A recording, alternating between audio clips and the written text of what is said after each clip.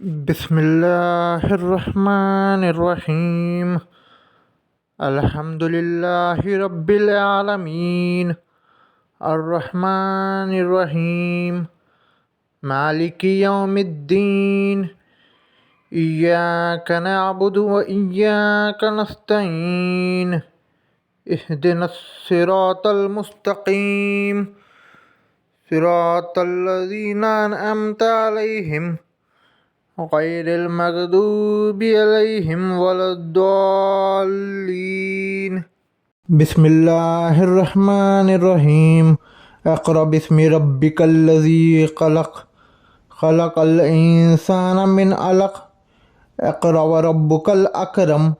الذی علم بالقلم علم الانسان ما لم يعلم كلا إن الإنسان ليطغى أن رآه استغنى إن إلى ربك الرجعى أرأيت الذي ينهى عبدا إذا صلى أرأيت إن كان على الهدى أو أمر بتقوى أرأيت إن كذب وتولى ألم يعلم بأن الله يرى كلا لئن لم ينته لنسفعا بالناصية ناصية كاذبة خاطئة فليدع ناديه سندع الزبانية كلا لا تطعه واسجد واقترب۔ السلام علیکم ورحمۃ اللہ وبرکاتہ۔ اب ہوا کیا، حضرت عبداللہ کے انتقال کے بعد جب محمد صلی اللہ علیہ وسلم پیدا ہوئے تھے تو محمد صلی اللہ علیہ وسلم کے پیدا ہونے کے سال کو ایئر آف ایلیفنٹ کہا جاتا ہے، کیونکہ اس سال میں ایک ہاتھیوں کا لشکر یمن سے آیا تھا مکے پر حملہ کرنے کے لیے۔ ہوا کیا تھا، یمن میں ایک بادشاہ تھا جس کا نام تھا ابرہہ۔ مکہ پورے عرب کا سینٹر تھا جہاں پر لوگ عبادت کے لیے جمع ہوتے تھے، مورتیاں فروخت جہاں سے ہوتے تھے کعبے کے اندر سے، بھلے ہی شرک کا جگہ تھا، وہ شرک ہو رہی تھی وہاں پر، لیکن کعبہ وہاں پر اللہ کا گھر تھا۔ تو مکہ سینٹر تھا عرب کا جہاں پر تمام عرب جمع ہوتے تھے۔ تو جب یمن میں یہ بادشاہ ابرہہ اس چیز کو دیکھا تو اس نے کیا کیا، ایک دوسرا کا بہت بڑا گھر بنا دیا وہاں پر، بہت بڑا ہائی مونیومنٹ بنا دیا وہاں پر کہ وہاں پر لوگ آیا جایا کرے۔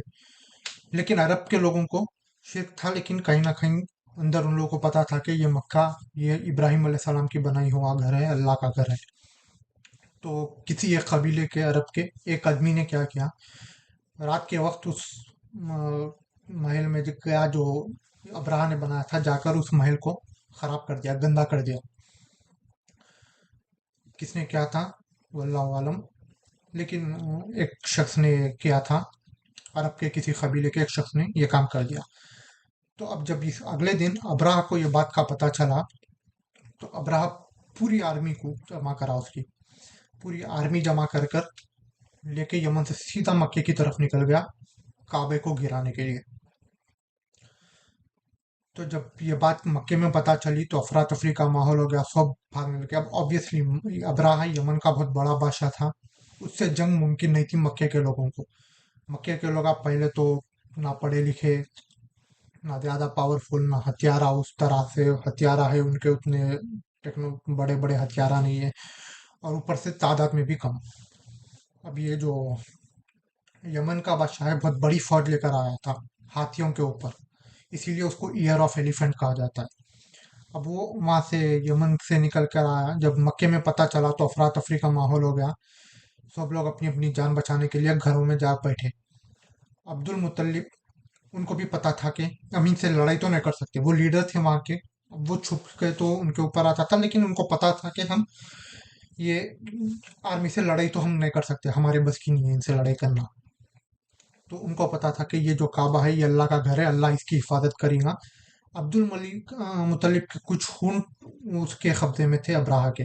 راستے میں کہیں پر کسی تجارت کے سلسلے میں وہ لوگ جا رہے تھے، ہو سکتا پکڑ لیا، وہ کس طرح سے پکڑ لیا اس نے، وہ خیر اللہ عالم۔ عبد المطلب کے کچھ اونٹ اس کے قبضے میں تھے۔ عبد المطلب جب وہ مکے کے قریب تک آ گیا، ابھی مکے میں داخل نہیں ہوا، قریب تک آ گیا، رات کے وقت کہیں پر پڑاؤ کیا، تو عبد المطلب کو پتا چلا کہ وہ قریب تک آ گیا، تو عبد المطلب وہاں گئے اس کے پاس، جا کر بولے کہ یہ گھر جو تم گرانے آئے ہو یہ اللہ کا گھر ہے، ہماری حیثیت نہیں ہے تم سے لڑائی کرنے کی، اللہ ان کے گھر کی خود نگرانی کریں گا، آپ میرے اونٹ میرے کو واپس دے دیجیے، میں اپنے اونٹ لینے آیا ہوں صرف۔ تو پہلے تو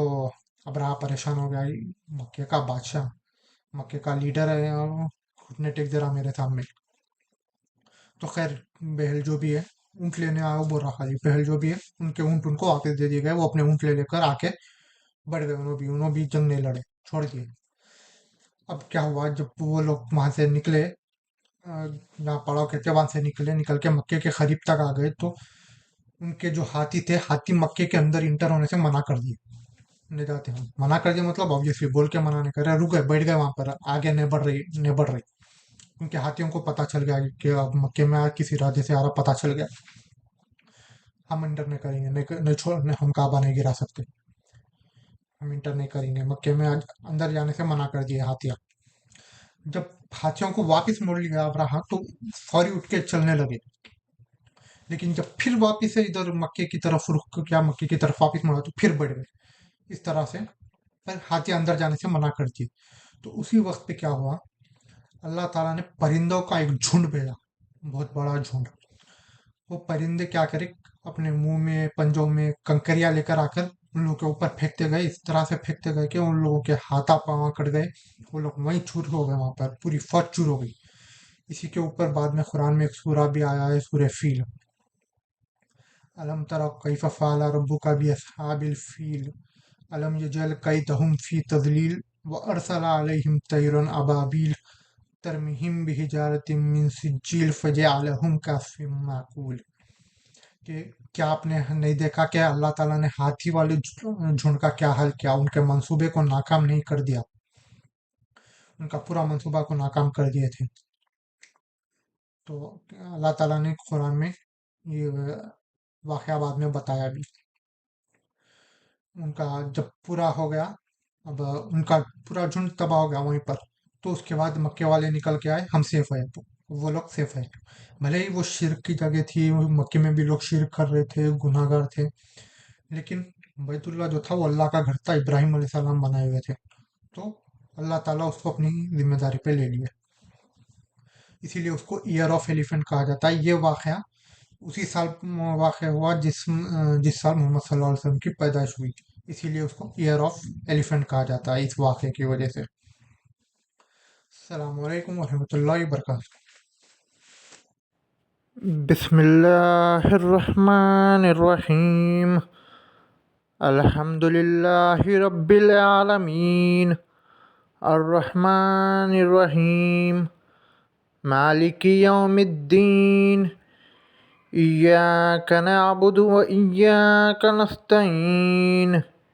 اہدنا الصراط المستقیم، صراط الذین انعمت علیہم غیر المغضوب علیہم ولا الضالین۔ بسم اللہ الرحمن الرحیم، اقرأ باسم ربک الذی خلق،